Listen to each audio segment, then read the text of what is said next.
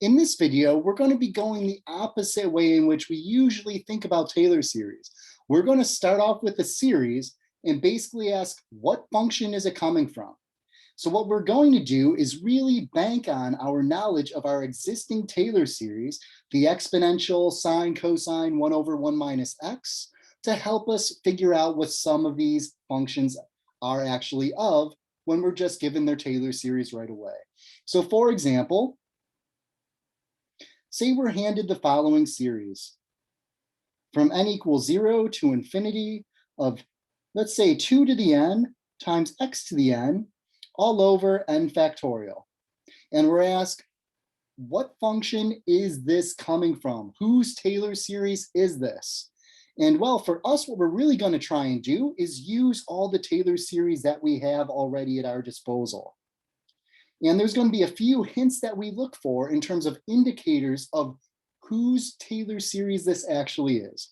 And a lot of those indicators come into what type of powers of x we see, but the more strong one that we're actually going to focus on is, what is that factorial? So for example, in this case, we're looking at n factorials in that denominator. And if we look at all the other functions that we have, e to the x, sine of x, cosine of x, and well, there aren't any factorials in the 1 over 1 minus x, we can really ask ourselves, who does it look like this is coming from? And well, this really looks like an exponential because the exponential is the only one that has that n factorial in its denominator. So what we really need then is we know we're going to try and drive this towards that exponential function. All right, so this is looking like the exponential function here, which means in that denominator, we have an n. In the numerator, though, what we really need is basically something raised to the power of n. Because just like we did before with the stenciling composition of functions, we can really think about all of these functions up above as though anywhere there's an x, we're raising whatever's in those parentheses to that power of x. All right, so for example, if we zoom into this exponential function and we get rid of those x's, well, whatever's in those parentheses is really what is giving us that exponential argument. So in this case, we're really asking, how can we take that 2 to the n, x to the n, and get that totally as some product raised to the n?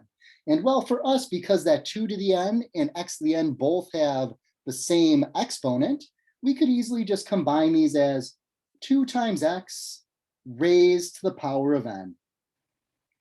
And why this is informative as well, this is basically right in the vein of that exponential function. So if we look at whatever's in those parentheses from that exponential function, can give us back whose function or whose Taylor series this is. So this is actually e to the 2x.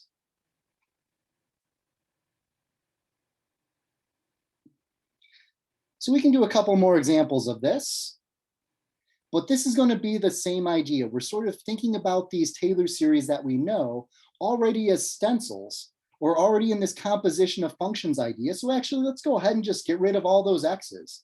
That'll probably make this a little more straightforward for us. So the sines and cosines, just replace those with open parentheses. So now we really can see, what am I raising to those powers? So let's go do another example here.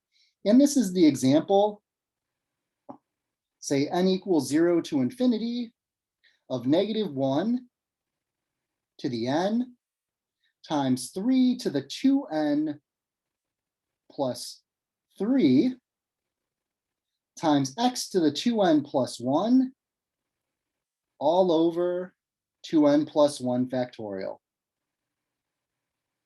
So remember, as we're looking at these, the first thing we're looking for are indicators of what function this Taylor series is associated with. And well, we usually take a look at that factorial first.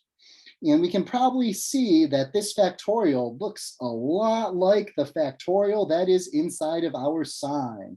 And that is exactly the case here. We're going to try and rewrite this as a sine Taylor series in some regard. So knowing that, we can basically say, well, what do we have in our series so far that looks like sine?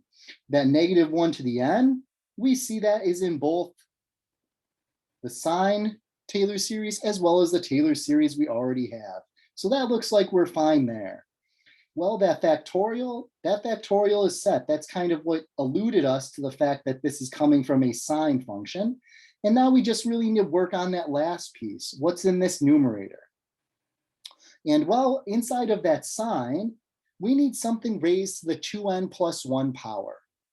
And so far, well, it looks like this x is raised to the 2n plus 1 power, but this 3 is raised to the 2n plus 3 power. So what can we do with that? Well, this is where a little bit of algebra is just going to help us out. We can take that 3 to the 2n plus 3, and well, we can divide that into two pieces. We can write this as a 3 to the 2n plus 1 times 3 squared.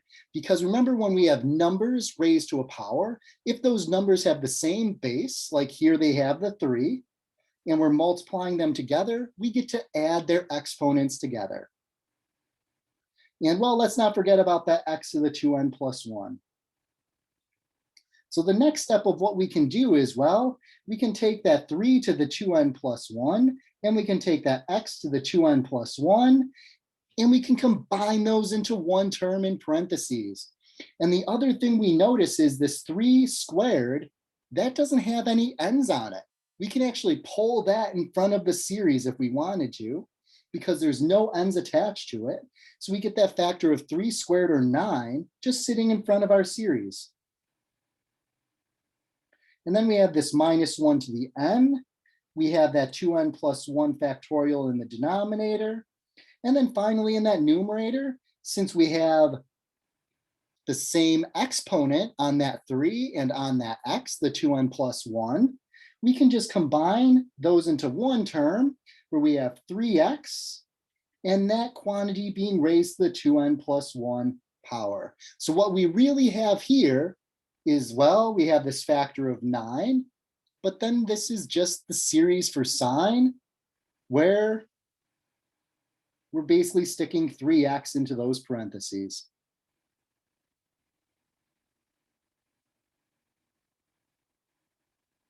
So this is a series is actually equal to 9 times 3x, or sine of 3x, excuse me.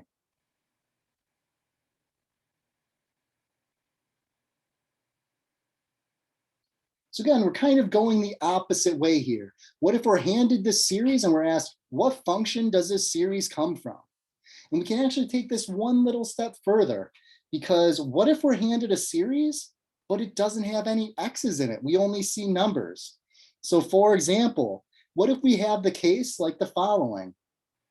Say we're given the series from n equals 0 to infinity of -1 to the nth power times 2 to the n all over n factorial. And we're going to ask ourselves the same thing. Okay, we don't see any x's here, but what series or what function could this Taylor series be coming from?